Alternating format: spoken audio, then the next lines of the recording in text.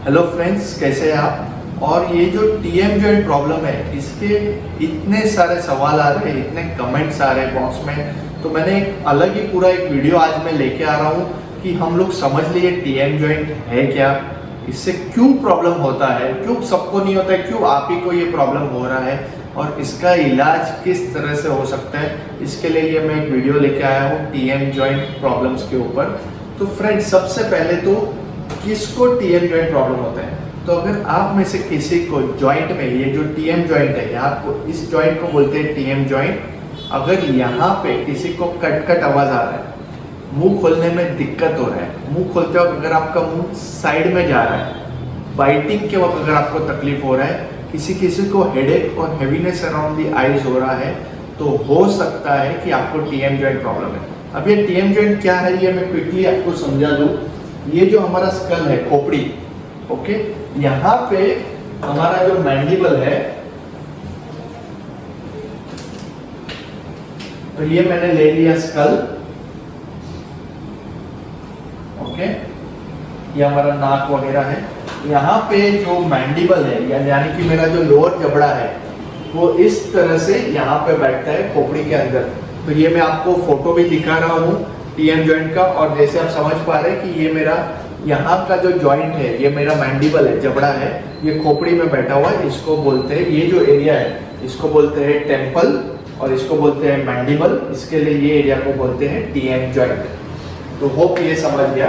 अभी ये TM joint को हम लोग थोड़ा और विस्तार में, एक बड़ा, आप जैसे मेरे स्क्रीन पे देख रहे हैं जो फोटो भी, और अगर मैं ये जॉइंट को अगर थोड़ा सा बड़ा कर दूं, तो ये दोनों ऊपर के, मैं इसको ज्यादा कॉम्प्लिकेटेड नहीं, मैं सिंपल भाषा में समझा रहा हूँ। ये दोनों जॉइंट के बीच में एक हल्का गद्दी रहता है जिसको बोलते हैं टीएम जॉइंट डिस्क। और जो लोगों में ये डिस्क या ये गद्दी सरक जाता है, उसमें ये जो जॉइंट्स है, ये दोनों जॉइंट एक दूसरे में घिसने लगते हैं और उस वजह से इस तरह के टीएम जॉइंट के प्रॉब्लम्स होते हैं। अब किन में ये प्रॉब्लम होते हैं और क्यों होते हैं। One of the most common reason, जैसा अगर आपको कोई बचपन में मार लग गया या एक्सीडेंट हो गया या किसी का हाथ लग गया, यॉर्निंग के वक्त किसी का हाथ लग गया ज़्यादा जोर से, तो ये सब कंडीशंस के वजह से एक्सटर्नल ट्रॉमा यानी कि मार लगने के वजह से होता है। लेकिन उससे भी ज़्यादा कॉमन रीज़न है दांतों के वजह से। अब आप ये सोचोगे कि दांत के वजह से जॉइंट का प्रॉब्लम कैसे होगा, थोड़ा सा आपको समझना पड़ेगा कि अगर आप देखते हैं कि सपोज जिसका स्टेबल बाइट है, उसका मतलब है कि जब मैं अपना जबड़ा बंद कर रहा हूँ एक दूसरे के साथ, तो मेरे सभी दांत एक दूसरे पे सही बैठ रहे हैं। दांत को एक हिल रहता है और एक वैली रहता है, तो इस तरह से मेरे नीचे के दांत ऊपर के जबड़े में अच्छे से बैठ रहे। लेकिन वापस मैं आपको एक बार समझा दूं, ये मेरा ऊपर के दांत है और ये मेरे नीचे के दांत है, तो ये ऊपर नीचे के दांत ठीक से एक दूसरे में बैठ रहे। लेकिन काफ़ी ऐसे लोग रहते हैं जिनका एक साइड के दांत निकाल दिए, बाइट टेढ़ा हो गया, कुछ उन्होंने कैपिंग ब्रिजिंग किया, वो अगर ठीक से फिट नहीं हुआ है, या कोई भी ऐसा कंडीशन होता है जिसमें दांत ठीक से एक दूसरे पे नहीं बैठ रहे। तो अब क्या हो रहा है, जैसे ही ये वाला दांत इसमें बैठने की कोशिश कर रहा है, जैसे ही ये वाला दांत ऊपर के जबड़े में बैठने की कोशिश कर रहा है, पीछे वाला दांत, क्योंकि वो ठीक से नहीं बैठ पा रहा है, तो ये जाता है और इस तरह से स्किड होता है। इसको बोलते हैं स्किड एंड रन। ये मैं थोड़ा ज्यादा करके बता रहा हूँ ताकि आपको समझ। तो ये जो नॉर्मल बाइट है इसको बोलते हैं आर्टिकुलेशन, और क्योंकि मेरा आर्टिकुलेशन बिगड़ गया है, ये जबड़ा बैठने की कोशिश कर रहे हैं लेकिन स्किड हो रहे हैं।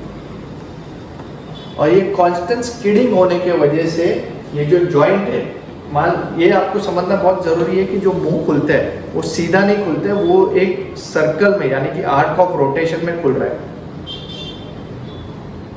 इस तरह से, ना कि इस तरह से स्ट्रेट खुल रहा है। तो जैसे ही मेरा मैंडिबल जो है वो दांतों पे लगने का कोशिश किया, लोअर जॉन है बंद करने का कोशिश किया, स्किड हो, ये स्किड हो, ये स्किड हो, और ये कंटिन्यू स्किडिंग के वजह से टीएम जॉइंट का प्रॉब्लम होना बहुत ही कॉमन है। मेरे पास बहुत सारे पेशेंट्स आ रहे हैं जिनको जॉइंट में प्रॉब्लम है, लेकिन एक्चुअली उनके जो इश्यू है वो बाइट में है।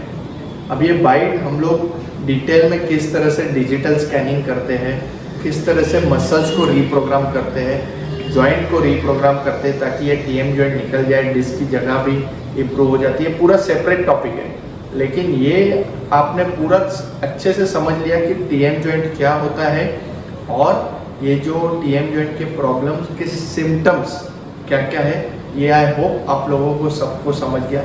जिनको टीएम जॉइंट के प्रॉब्लम है उनके लिए मैंने स्पेशल वीडियोस निकाले, किस तरह से बेसिक घर पे एक्सरसाइज करके आपका प्रॉब्लम सॉल्व होता है, किस तरह से स्प्लिन थेरेपी से सॉल्व होता है और किस तरह से थोड़े बहुत अगर ज़रूरत गिरे तो इंजेक्शंस लगाने पे ये टीएम जॉइंट का प्रॉब्लम ठीक हो सकता है। आपको इस पर कंटिन्यूस सफ़र होने का ज़रूरत नहीं है। तो आशा करता हूँ ये जो टीएम जॉइंट पे मैंने विस्तार में वीडियो बनाया कि किसको टीएम जॉइंट प्रॉब्लम होता है, किस तरह से प्रॉब्लम होता है, ये आपको समझ गया। अगर आपको ट्रीटमेंट्स के बारे में जानना है तो मैंने और वीडियोस बना के रखे, किस तरह से स्प्लिन थेरेपी से, इंजेक्शन से टीएम जॉइंट प्रॉब्लम ठीक हो सकता है। तो आशा करता हूँ ये वीडियो आपको मेरे सब वीडियोस के जैसे पसंद आया। यूट्यूब का मेरा चैनल ज़रूर लाइक और सब्सक्राइब कीजिए। अगले टाइम तक थैंक यू।